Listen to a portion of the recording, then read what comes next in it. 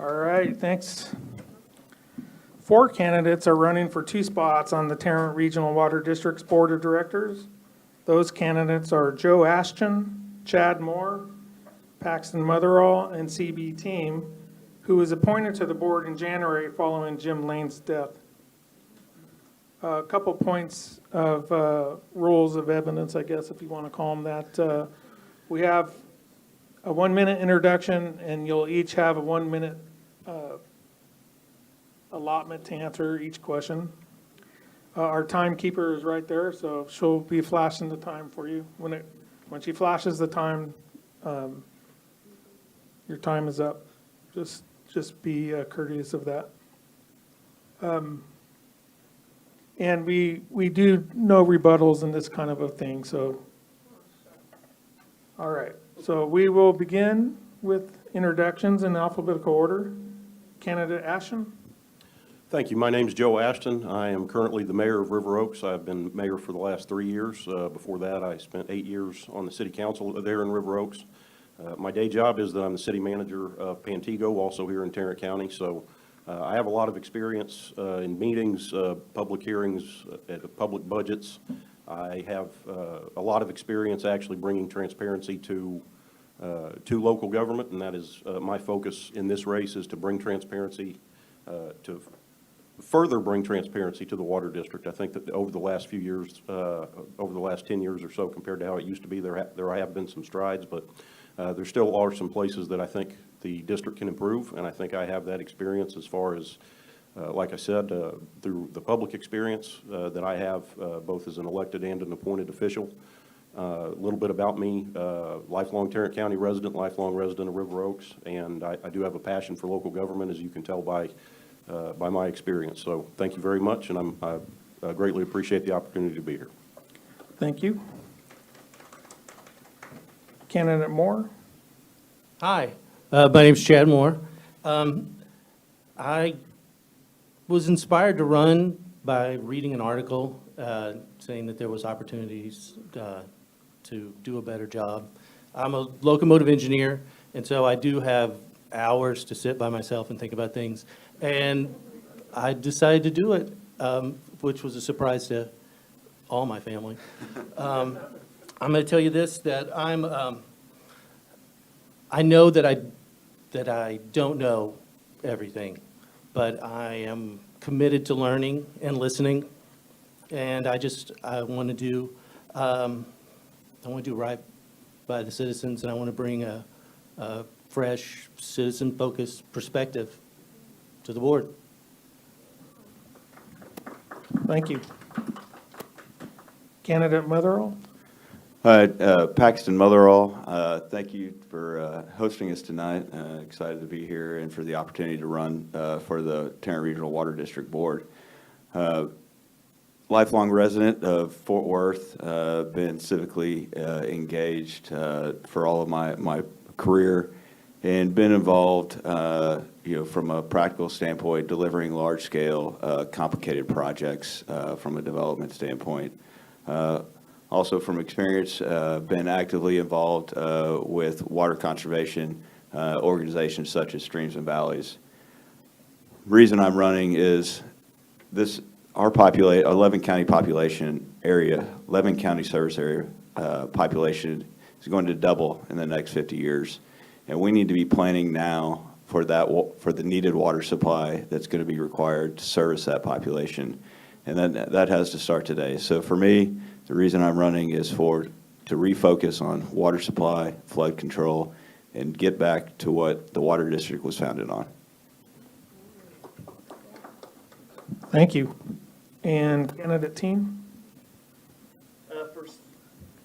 Am I the only one not on? It's green.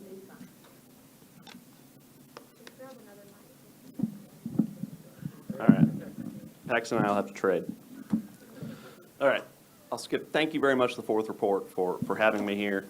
I'll start off. My name is Charles Team, but I go by my initials, CB. I'm born and raised here in Fort Worth, Texas. Lifelong resident, except for 4 years when I went to college.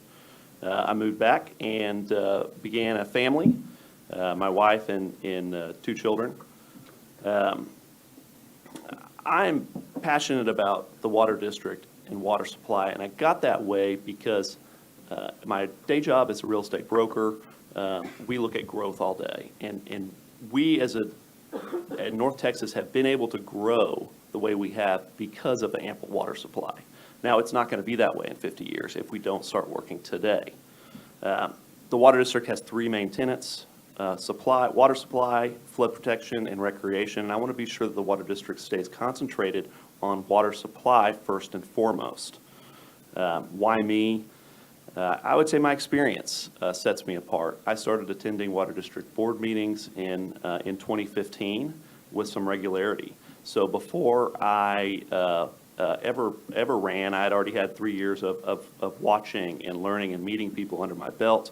I was appointed to the board to fill a vacated seat, an empty seat, in January, and so I was able to hit the ground running. I want to be accessible to the public, and I want to be available in the community. Thank you. Thank you. Chad, you'll be the first to answer this question. The Water District has played a large role in overseeing the Central City Panther Island Flood Control Project in downtown Fort Worth. Now that the project has received federal funding, what is the board's role in ensuring Panther Island's success? Well, I know that the Panther Island has the potential to be a transformative development for Fort Worth. What I would like to see is I would like to see it not just be for large companies and million-dollar homes. I would like there to be space for everybody. I would like there to be local businesses that are invited to take part in what is going on. And that's all. Thank you. Paxton? So the Central City Flood Control Project is really important.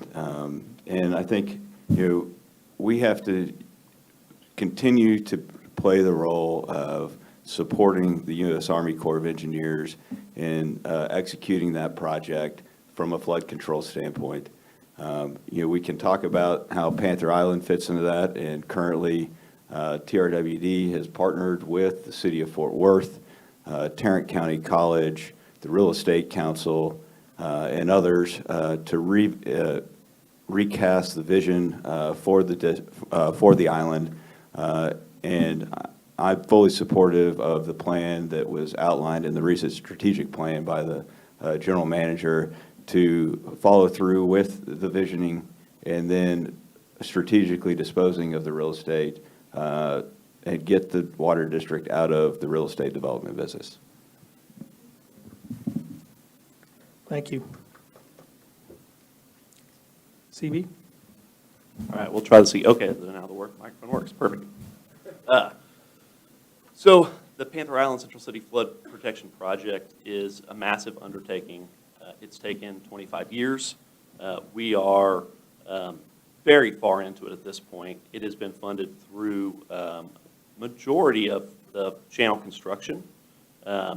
If you want to relate that to real estate development project, all the subsurface utilities have been done. The slab is about to be poured. If you cut and run now, it would be impossible to get your money back.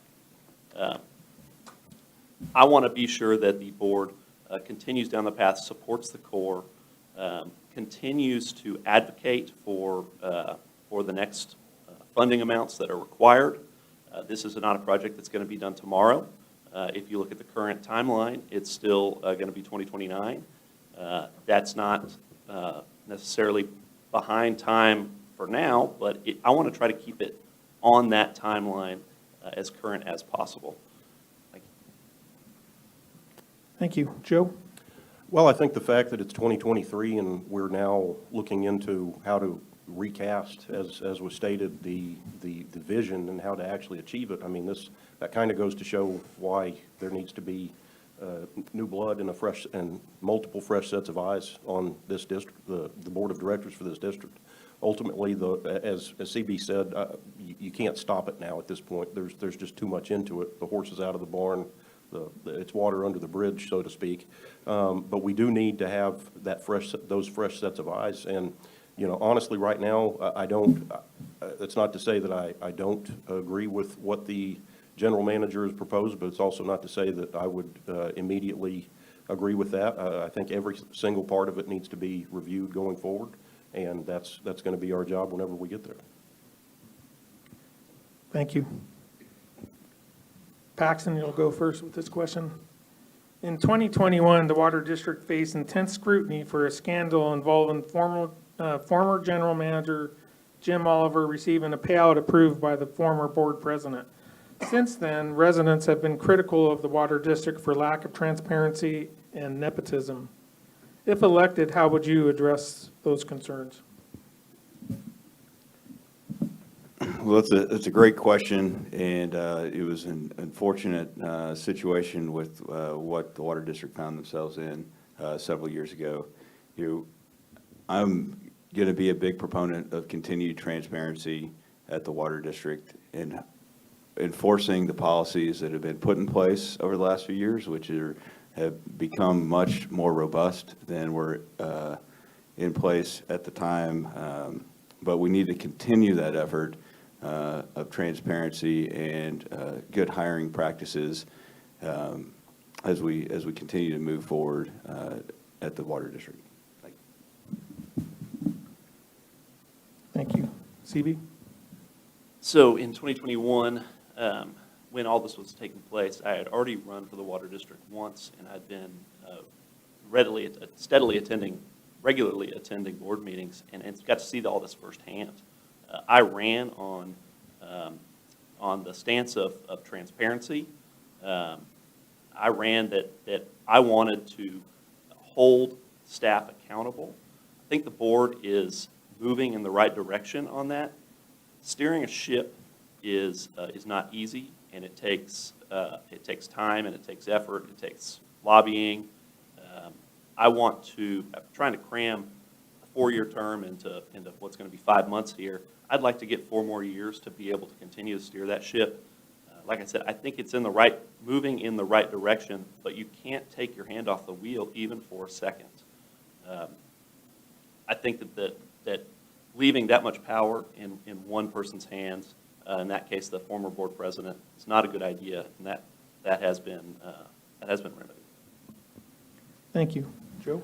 I think when we talk about transparency and we talk about putting power in people's hands, we also have to remember what the board did last week, where they gave additional authority to the general manager to renew contracts without going before without even informing the entire board, but in particular without even going through an open meeting. So I do think that in particular, since Mary Kelleher got there, there's been a lot of strides as far as transparency compared to how it used to be, but there are still there is still a ways to go. For one thing, I think the district meeting at once a month at 9 o'clock on a Tuesday morning does not exactly encourage working folks to come on out and see what they're doing. And in local government, what I'm used to is you have a meeting at night and people come out, and sometimes they gripe at you, and that's kind of the nature of the game. So I think that's important. I also, when we talk about transparency, we have a district that serves a massive area, and only a small part that's in the taxing district gets to actually vote. And I think that we should petition the legislature to amend the voting district to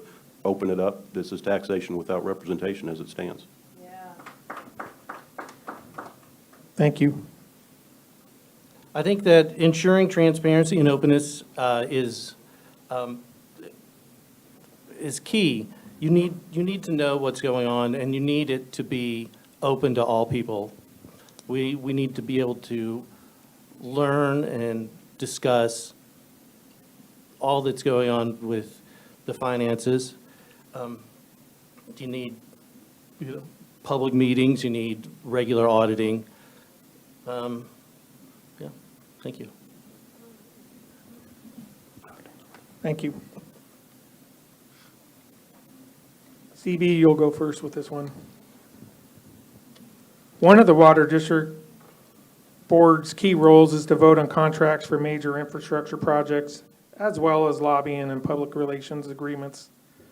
The board recently gave General Manager Dan Booman the power to renew some contracts without a board vote, as was just mentioned, actually. What is your view on that decision, and how would you approach vetting contracts to ensure that taxpayer money is spent efficiently? So Joe mentioned this just a few minutes ago. I'm glad I get to speak to it.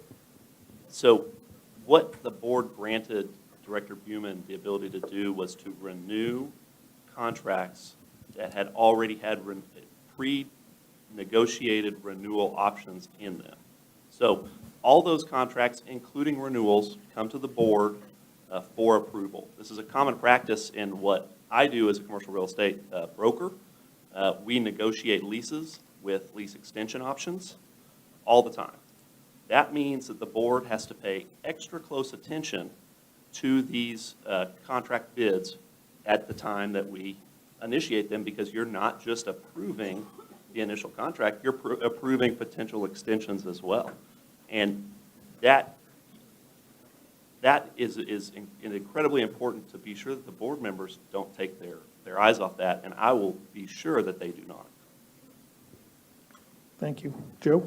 Well, I think the way to make sure that we don't take our eyes off of it as directors is to make sure that it would still come up to us normally on an annual basis. So, I mean, it's not something I'm familiar with. I'm familiar certainly with the idea of trying to empower the person that runs the district on a day-to-day basis, or a city on a day-to-day basis, but the board's specific purpose is oversight. And the part of that oversight, there's not many things, you know, the board doesn't need to be meddling and directing the general manager day-to-day and how to run the district, but the board, I believe, does have a very serious responsibility to be able to review those contracts before they're renewed. And so, you know, if it's a contract with that basically just automatically rolls over, then that still needs to come to the board, because at some point the board is making a decision to either continue it or to review it and consider terminating it or renegotiating. So I believe that is a very important function that the board needs to reserve for itself.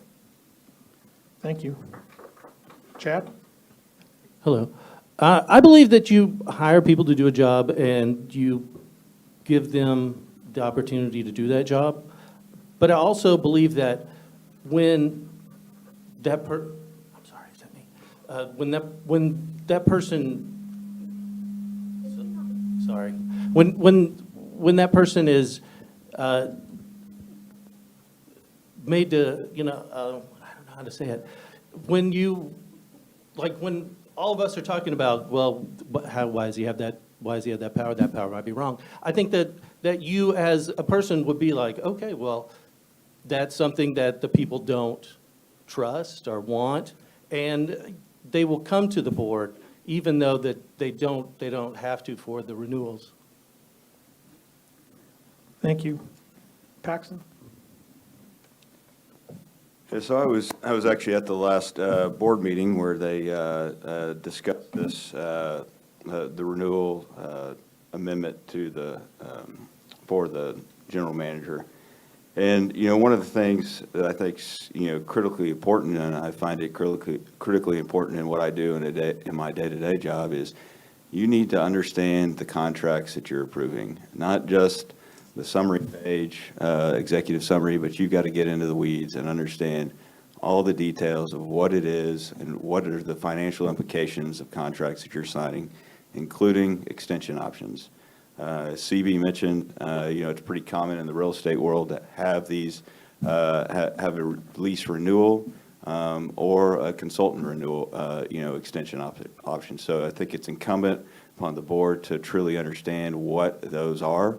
I also think it's incumbent upon the board to continue to evaluate who those companies are that we're doing business with, and raise a hand and ask questions if we don't think they're doing the job right, and make that known to the general manager so they can do something about, make a change if it's needed. Thank you. Thank you. This will be our last question, and Joe, you will go first with this one. Many residents are unaware of the role the water district plays in water supply, flooding prevention, and more. What would you do as a board member to engage the public about what the water district does?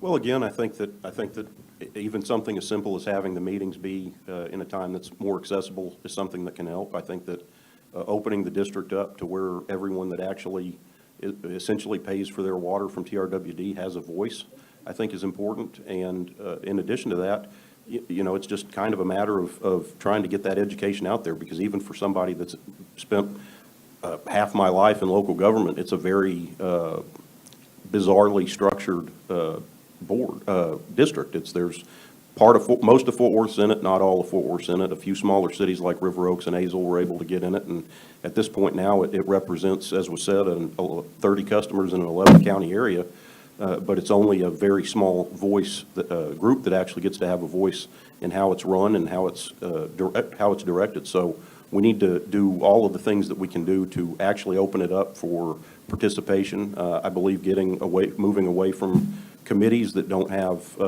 quorums and thus get around open records laws, I think that that's an important thing to look at as well. Thank you. Thank you. Chad? Hi. It's like, that question was about me. I didn't know what the Tarrant Regional Water District was, to be honest with you. I just kind of found out about it. One thing that I think that they could do that they don't really do well is social media. I follow, the TSA. I follow national parks. I follow the Fort Worth Zoo because they're great. They are great follows. If you're not on Instagram with them, follow them. They are wonderful. They're hilarious. And I would love for the water district to maybe get an internship with some of the local school kids, because they're what's smart and funny. Yeah. Thank you. Paxton? So as I mentioned earlier, our population is projected to double in the next 50 years. Water supply is going to be critical to the future economic vitality of this region. And so because of that, it's imperative that the community understands the necessity and the responsibility of the Tarrant Regional Water District and water supply. I don't have an answer for you on exactly how you go about engaging the public to get them more involved. I think but I think it's an important element that we need to take very seriously because water will be the big issue that we will be tackling over the next 50 years. Thank you. CB? All right, so I think that exact question was what got me interested in the district. I had no idea where the water we drank came from. And I started on this, what is now a passion of mine, to figure it out, to figure out where it comes from and what happens to it, where it goes after we're done with it. I think I mentioned earlier that I'm trying to pack a 4-year term into 5 months, that my term expires in May, and I just started in January. So I have been out in the community every chance I get, trying to educate people on what the district does, talking to breakfast groups, lunch groups, my kids' baseball team and all their parents, everybody I can to educate them about this amazing organization that has such a critical impact on our growth and our day-to-day lives that most people don't even know about. I think that the water resource trailer that TRWD has, they go to different school events, is great. I want to continue that use of that. And I would like to bring back public safety fair that TRW put on with other fire departments and public safety groups. I think that was a big resource for the community that hasn't been done in a couple of years. Thank you. And Chad, you'll start our closing statements. Thank you, everybody. First, I just want to say that I felt like I was going to pass out this whole time. I'm sure that you probably picked up on that by the way I've been. I just want to thank everybody for coming out and doing this. And I think that there's a real opportunity here for education, and we can be like they said. I mean, it is our most precious resource, and if we can teach people how to conserve it and do what we can, then it can be around longer. So, thank you. Thank you. Paxton? Well, I want to thank everybody for coming out tonight. I know it's late, and some of you have been here quite a while. So, as I've said before, I'm running for the Water District because I'm passionate about water supply and the continued economic success of this region.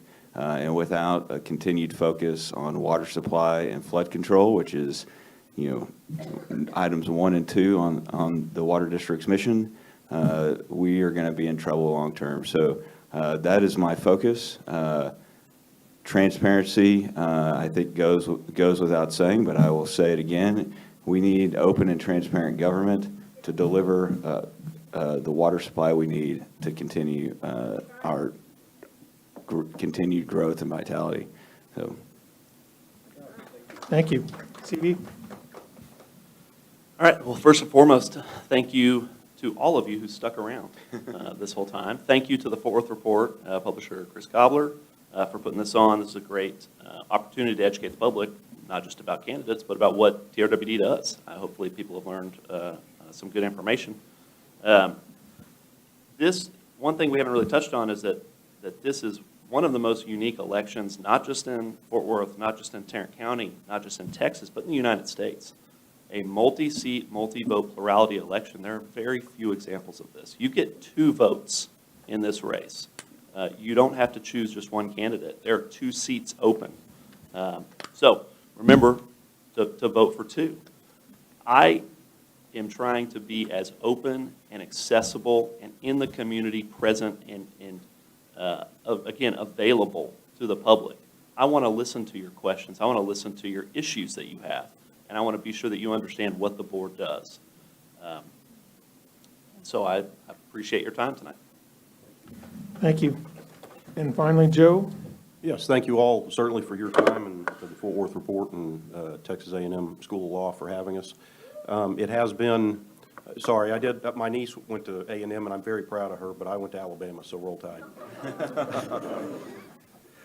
Tough crowd. So, but I love her and I'm very proud of her for being an Aggie. So this has been a great experience. It's been a little while since I've actually run for something like this.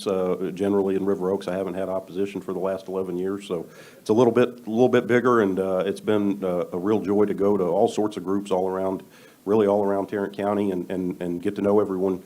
And really, again, as was touched on repeatedly, transparency, you really can't get deeper than that. It is government of, by, and for the people. We are, as residents or as citizens, as public servants, we are accountable to all of our citizens that put us there, and we need to make sure that the government is open, accessible, and accountable to them. Thank you. Thank you. And once again, I want to thank all of our candidates for coming out tonight. This concludes our candidate forum tonight. We want to thank, as I said, all the candidates for their participation and the desire to serve. On behalf of our partners, KERA, Steer Fort Worth, we are the Fort Worth Report. Make sure you sign up for our newsletter. Have fun. Thanks, everybody.